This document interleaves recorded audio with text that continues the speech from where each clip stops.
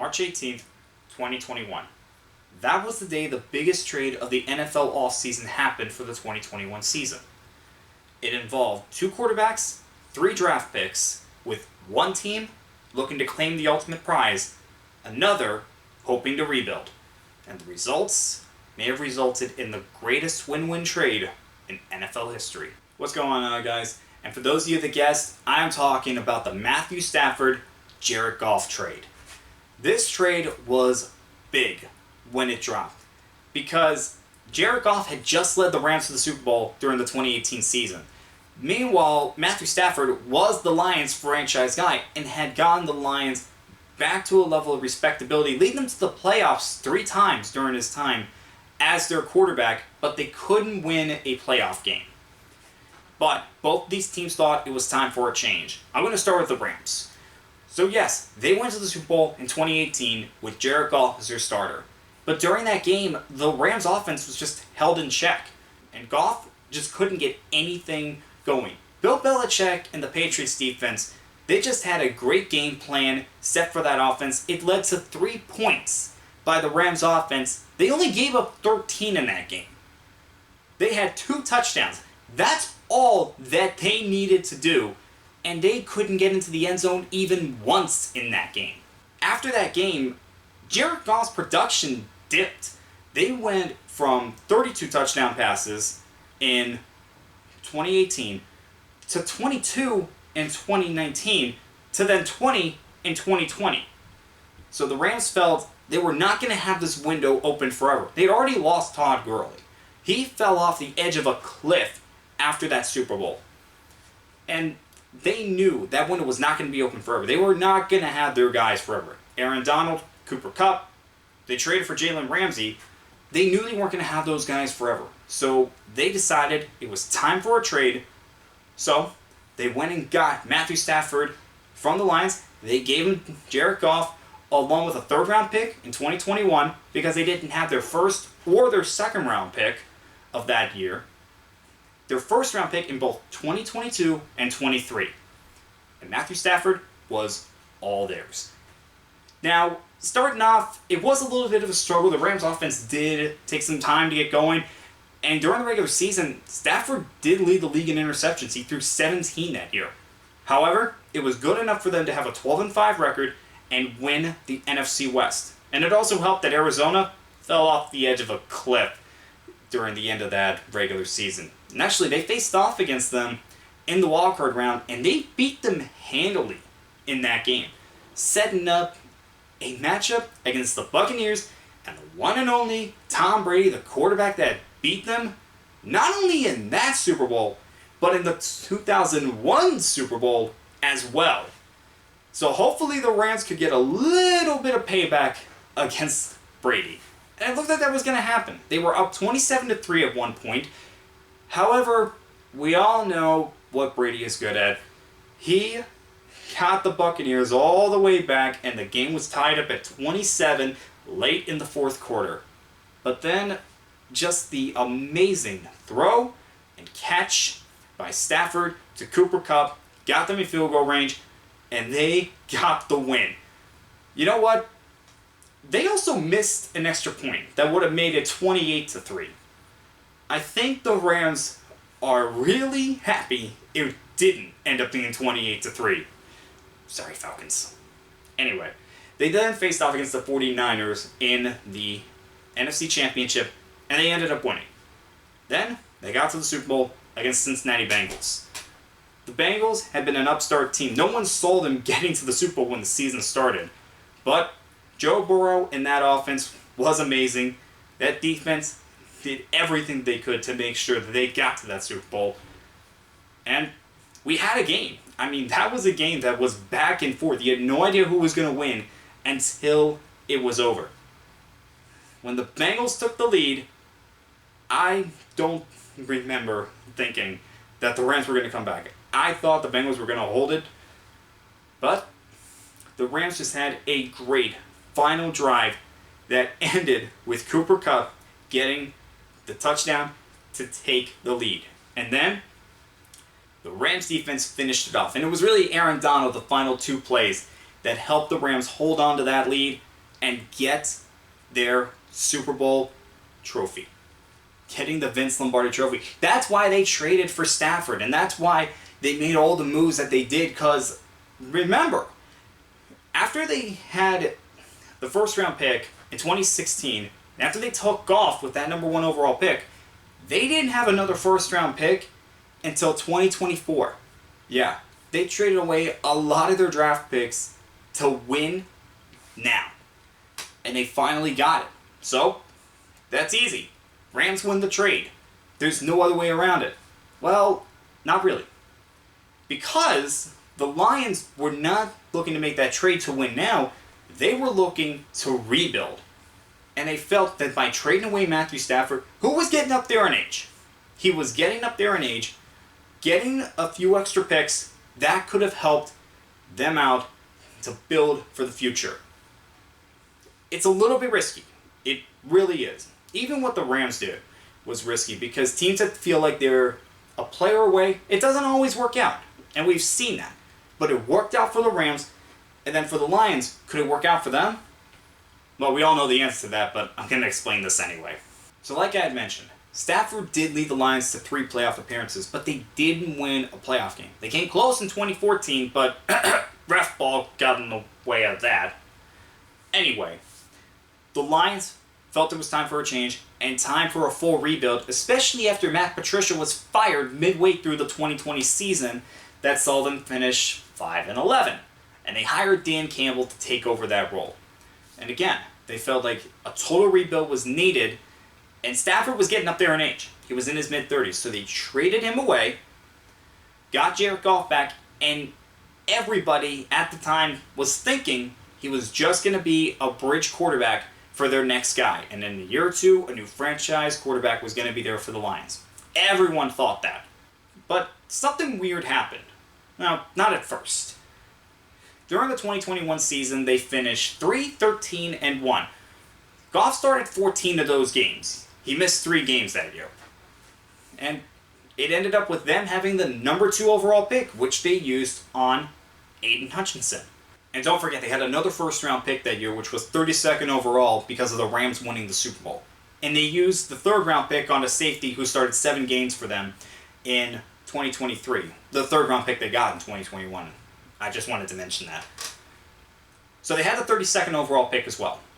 What they did shocked everyone, because they moved up 20 spots with their division rival, mind you, the Minnesota Vikings, to 12th overall. In return, the Vikings got their 2nd and 3rd round pick, and the Lions also got the Vikings' 2nd round pick. Yet people were really confused why the Vikings made this trade in the first place. Anyway, the Lions had the 12th overall pick. He used it on Jameson Williams, a wide receiver from Alabama, who was coming off a torn ACL, so you had no idea when he was going to be ready to go his rookie year. But if he worked out for them, he would have given them a very good starting receiver. And his first 2 seasons, like I said, torn ACL, he only had 1 catch his rookie year because he was recovering from that. And then he got suspended 6 games the following year, and the production hasn't matched the first round pick there. However, this could be the season where he breaks out. I'll talk about that more during my breakout candidates. However, Jameson Williams, it's still up in the air for him. But also they got a 2nd round pick from the Minnesota Vikings. Now, it was lower than where they were originally, but they got Josh Pascal. Josh Pascal has made an impact on the defensive line for the Detroit Lions, and he might be in line for a starting job this year. I'm not sure.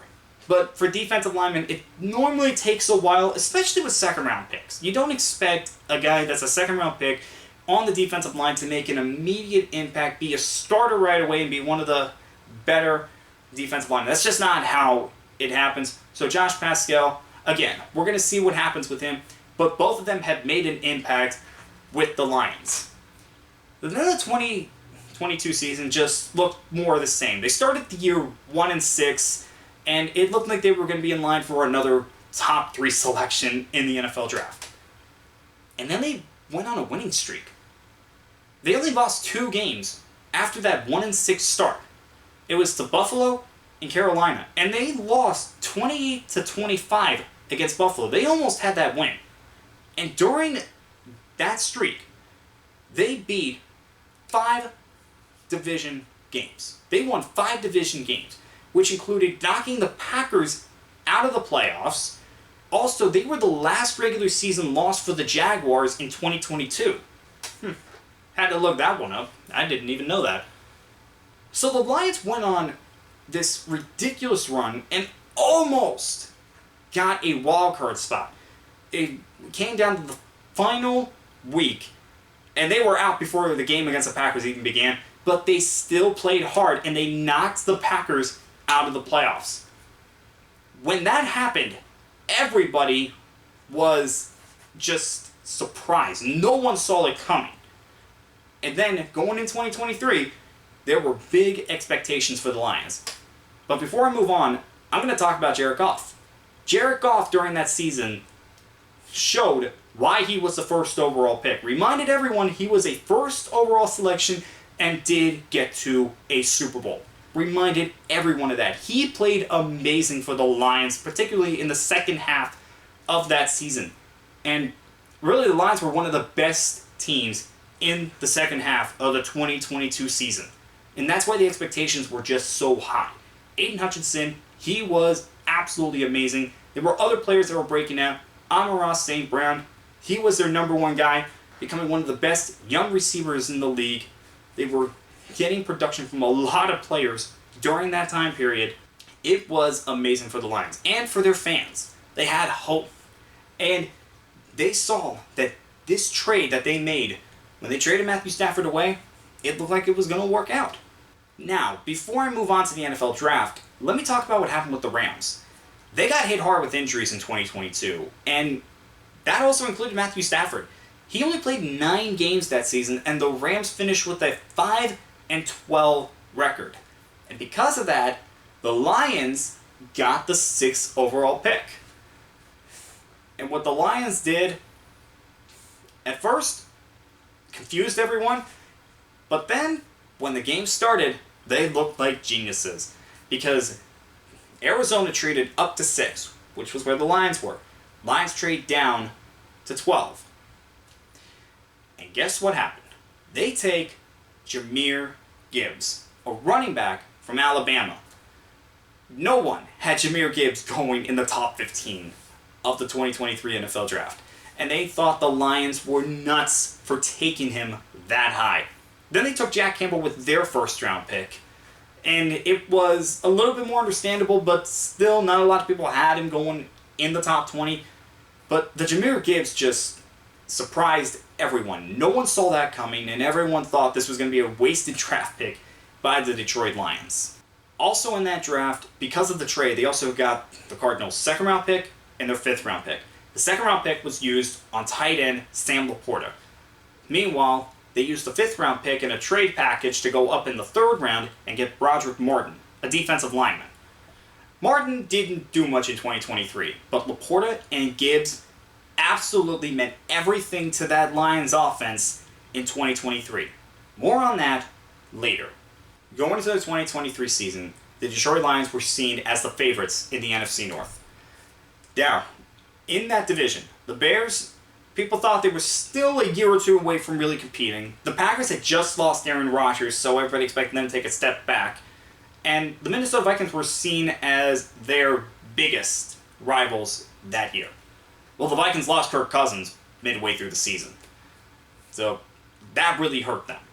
But the Lions, they absolutely were one of the best teams that year. Jared Goff, again, showed why he was the first overall pick and why the Rams got to the Super Bowl in 2018 to begin with.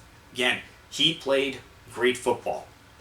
But it was Jahmyr Gibbs and Sam Laporta that really took this offense over the top. Laporta was absolutely amazing, had one of the greatest rookie seasons by a tight end. I think he broke the single season touchdown record for a rookie tight end. And Jahmyr Gibbs, he almost had 1,000 yards, and he had double-digit touchdowns during the regular season. Took him a few weeks to get going, but once he did, I mean, he was basically a human cheat code. The things that he could do on the field. It ended with the Lions winning the NFC North, and they just missed out on getting the number 2 seed if it wasn't for a controversial call during their game against Dallas, which helped Dallas get that number 2 seed.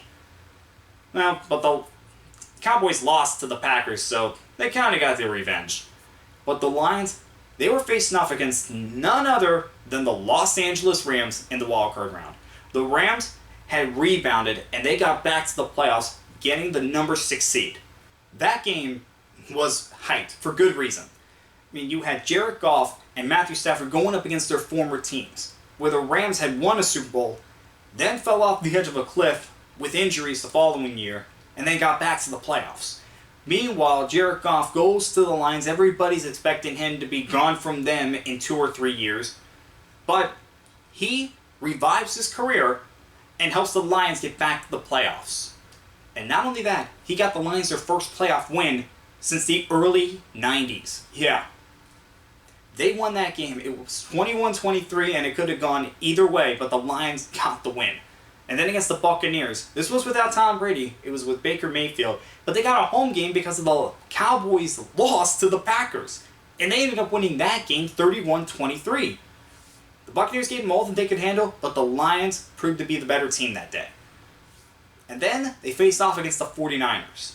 The Lions had not been to a championship game.